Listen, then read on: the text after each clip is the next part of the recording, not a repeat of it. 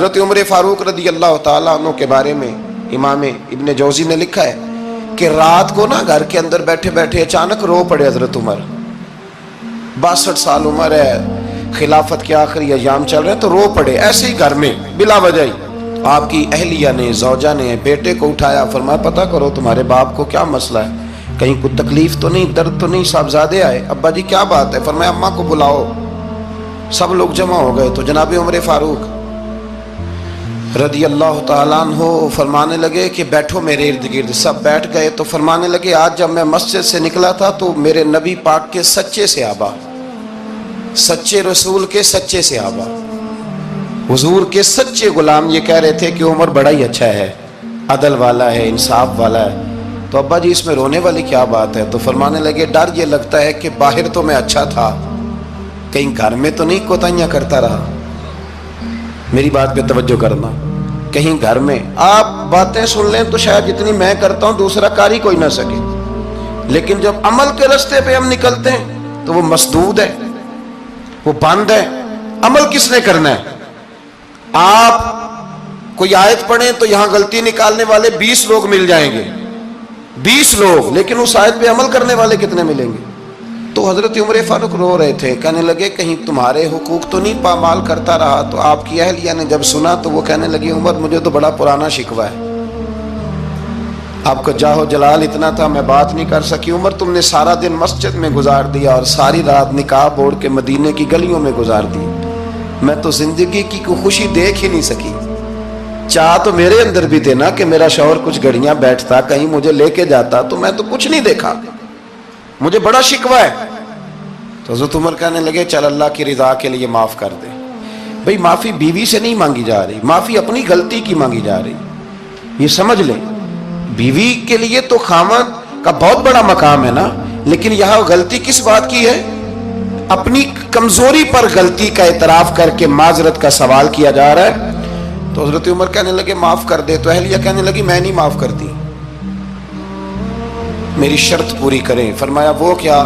فرمانے لگی قیامت میں جب اللہ آپ کے لیے جنت کا حکم دے گا تو آپ میری سفارش کریں گے اللہ کی بارگاہ میں؟ سفارش کریں گے کہ یا اللہ مجھے کپڑے دھو کے دیتی تھی, میری عزت کی حفاظت کرتی تھی, میرے بستر کو پاک رکھتی تھی, کہیں گے؟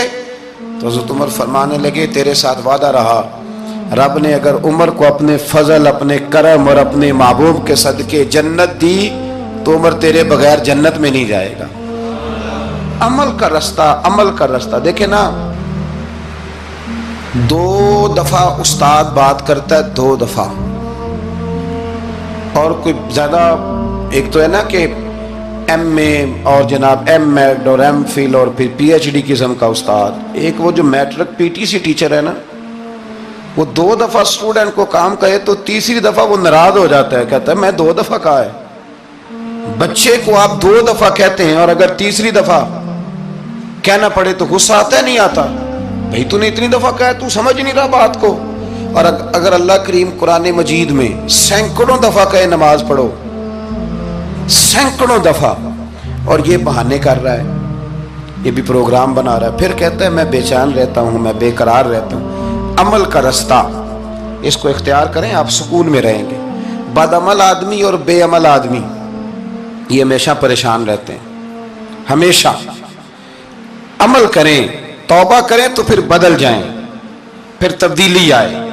اور یہ کوئی مشکل کام نہیں, جو بدلنے والے تھے وہ بدل گئے.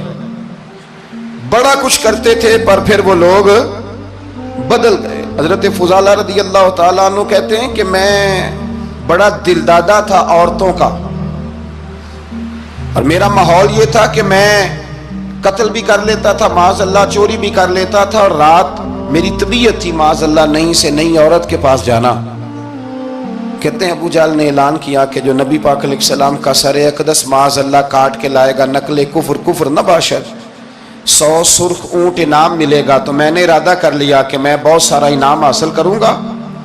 قرآن مجید میں نا اللہ فرماتا ہے کہ بہت سارے لوگ ایسے ہیں جنہیں اگر میں رزق میں کشادگی دے دوں, زیادہ پیسے دے دوں, فرمایا باغی ہو جائیں, وہ سرکش ہو جائیں. یہ بہت سارے لوگوں کو جو اللہ تبارک و تعالیٰ اعتدال میں رکھتا ہے تو یہ ان کے لیے بہتر ہے. ہر بندہ دولت کے ہوتے ہوئے نیک ہو سکتا تو یہ اللہ اگر رکھتا ہے نا اعتدال میں تو شکر کرے اللہ کا، ورنہ تو لوگ عیاشیاں کریں، پتہ نہیں کیا کچھ کر گزرے۔ تو حضرت فضالہ کہتے ہیں کہ میں نے خنجر تیار کیا اور میں نے بغل میں اس کو چھپایا، اوپر میں نے چادر اوڑھ لی۔ اب مجھے پتہ تھا ظہر کی نماز کے بعد نبی پاک صلی اللہ علیہ وسلم طواف کعبہ کے لیے، بیت اللہ شریف کے طواف کے لیے جاتے ہیں۔ کہتے ہیں میں بھی اس طرف بڑھا، رستے میں نا وہ خاتون جس کے گھر میں نے رات آنا تھا، میں نے دروازے پہ دستک دی، میں نے کہا کہ تیار رہنا، تیار رہنا، آج میں بڑے پیسے لے کے آؤں گا۔ اسے میں نے یہ کہا اور پھر میں چلا گیا بیت اللہ شریف کا طواف کرنے۔ کہتے ہیں اللہ کے محبوب بھی طواف کر رہے تھے تو میں نے بھی طواف شروع کر دیا۔ ارادہ یہ تھا کہ جہاں نبی پاک علیہ السلام میرے قریب سے گزریں گے تو موقع پا کر میں حضور کے جسم اقدس پر خنجر کھونپ دوں گا اور معاذ اللہ شہید کر دوں گا۔ کہتے ہیں حضور ایک دفعہ بھی میرے پاس سے گزرے تو میں ہمت نہ کر سکا، دوسری دفعہ بھی پاس سے گزرے تو میں ہمت نہ کر سکا، تیسری دفعہ بھی گزرے تو میں ہمت، نبی کریم صلی اللہ علیہ وسلم 2-3 دفعہ گزرے تو فرماتے ہیں کہ مجھے موقع نہ ملا، اس لیے کہ حضور فرماتے ہیں اللہ نے روب کے ساتھ میری مدد فرمائی، دشمن پر میرا روب طاری ہو جاتا ہے۔ فرماتے ہیں جب چکر پورے ہو گئے تو محبوب کریم نہ چھٹے چکر پہ فرمانے لگے فضالہ چکر ایک رہ گیا ہے، بے خبر ہو جو غلاموں سے وہ آقا کیا ہے، ایک پھیرا رہ گیا ہے۔ کہتے طواف مکمل ہو گیا تو محبوب میرے قریب آئے، فرمایا وہ کام کرتے کیوں نہیں جس کے لیے آئے تھے؟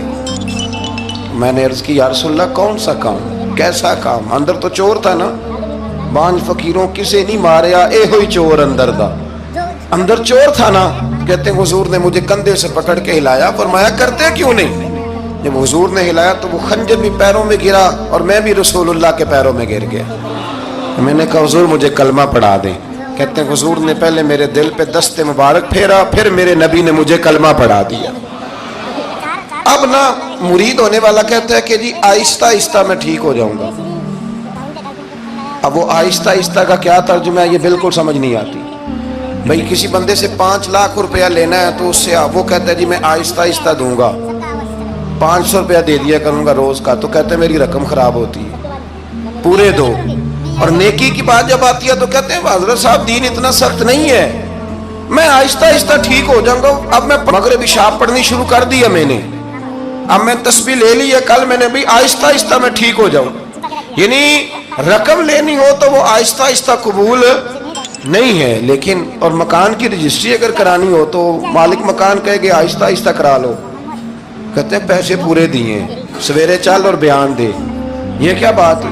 یہاں یہ جو ہمارا ماحول تھا نا کر لیں گے ہو جائے گا، یقین کریں لوگ قبروں میں چلے گئے ہیں پر مسجدوں میں نہیں آئے، ہر کام سے لوگ ریٹائر ہوئے پر گناہوں سے ریٹائر نہیں ہوئے، آخر تک تباہی اتر گئی لیکن لوگ بدلنے کو تیار نہ ہوئے۔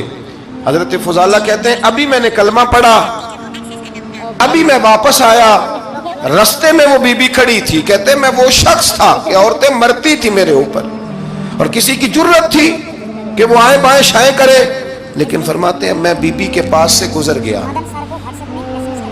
پہلے تو اس کا خیال تھا رکے گا، لیکن جب میں رکا نہ تو دروازے پہ آئی، اور جب میں گزر گیا تو اس نے آواز دی، لیکن میں نے سنی انسنی کر دی، جب آگے بڑھا تو میرے پیچھے دوڑی۔ فرماتے ہیں مجھے پکڑ کے کہنے لگی فضالہ تجھے کیا ہوا، تو وہی نہیں جو یہاں سے گیا تھا؟ آپ فرماتے ہیں میں کبھی نہیں رویا تھا، میں کبھی نہیں رویا تھا، اور جب کہا نا تو وہی نہیں، کہتے میں نے سر اٹھایا تو میری آنکھوں میں آنسو تھے، میں نے کہا میں جو گیا تھا وہ نہیں ہوں، اب تو میں محمد عربی کا غلام بن گیا، اب میں وہ نہیں ہوں، اب نہیں ہو سکتا کہ کوئی میری نظر میلی ہو جائے، یہ کیسے ممکن؟ اب نا اسلام کی تعریف ہم نے یہ کی ہے کہ خبردار کوئی ہمارے قریب نہ آئے، ہم کسی کو بات نہیں کرنے دیتے کہ ہم مسلمان ہیں، ہم بات نہیں کرنے دیتے۔ پتہ کیا بات ہے، ایک میری یہ تقریر ہوتی ہے ممبر پہ، اور ایک میرا عمل ہوتا ہے جب میں سفر کرتا ہوں، جب میں گاڑی میں بیٹھتا ہوں، جب میں دوستوں سے ملتا ہوں، جب ان دونوں باتوں میں تضاد آتا ہے نا، تضاد، تو لوگ تقریر کو جذبات نہیں کہتے، ایک فن بن جاتی ہے تقریر۔